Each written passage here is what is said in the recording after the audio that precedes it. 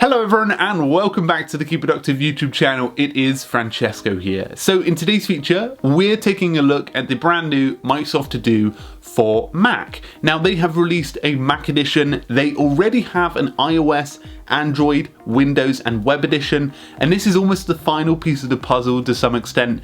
So as many of you know, I covered the Wunderlist sort of coverage over time, and as you can imagine, Microsoft To Do started off pretty slow. Like, they didn't really sort of have like a personality to some extent. I think a lot of people thought they got absorbed by Microsoft, but now they started to come back, and I'm seeing regular faces, designers and developers and even team members that are sort of pushing it forward, actually like being in the forefront on Twitter, and that's really nice to see. So they actually reached out and gave me a pre-release edition, so I'll be reviewing that edition in today's video. As you can imagine, Microsoft To Do, guys, is growing pretty rapidly, and it's trying to catch up with other big popular to-do list applications, and I believe it's starting to get that sort of nostalgic feel of Wunderlist. So slowly I think this is coming back full circle. Now, just before we dive in, I actually have created a course on Microsoft To Do. I found a lot of people were finding it tricky to set up and obviously get started.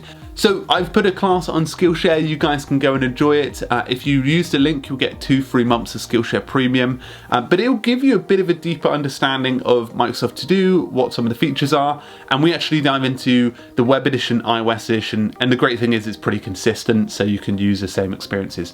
We also give tips on like how to go about using features, which might be helpful for your day-to-day routine.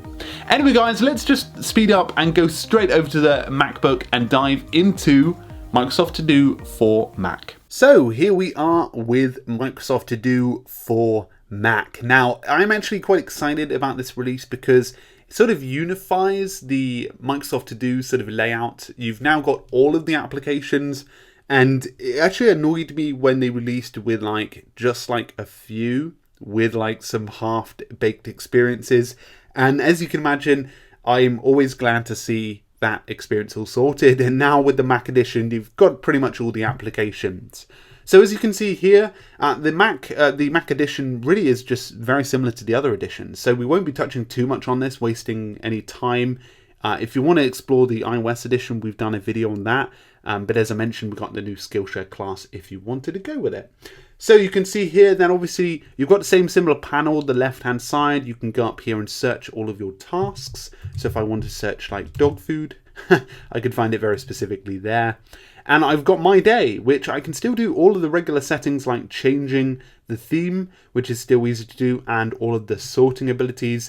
And I even have the lovely suggestions area, which is handy. So this suggestions tab, it appears on this right hand panel, and it's quite easy to use. For example, you could see, for example, I actually do need to buy milk today, so I'm going to hit plus on that one, and it automatically begins to add it to your today tab, and I can check the electric meter as well.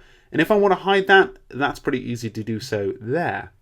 So as you can imagine, suggestions is a good way to keep yourself organized, but this application is pretty similar to some of the other editions, which I quite like. You've obviously got a bit of a thinner sort of theme up the top. You've got a bit more of a sort of bigger window to be able to play with than you would on obviously the iOS editions, but it actually replicates the Windows edition fairly well.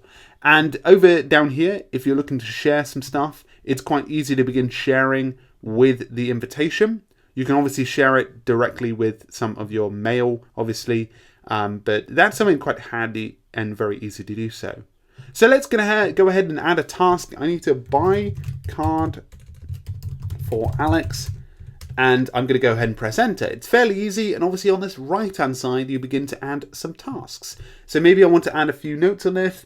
Well done on passing shorthand, and I just make sure to add that note, and obviously remind me today at 1 PM, and obviously everything comes up here, and you can add steps alike as well. So the experience really doesn't differ in a way. Obviously it's available now on Microsoft. Now obviously it's available on Mac, which is really handy, and I can see they're doing a lot with the planner abilities. We actually will have a few planner and SharePoint videos coming up, so if you're a Microsoft nerd, You will love those. But this was just a short overview because not much has changed, but it will give you an idea of what it will look like. Hey guys, just another note, if you do fancy the course, take it in the description below, but I really appreciate you stopping by. If you're brand new here and you are brand new to the Keep Productive YouTube channel, please hit that subscription button and the bell notification if you want to see future videos. I will see you guys very, very soon. Thanks everyone.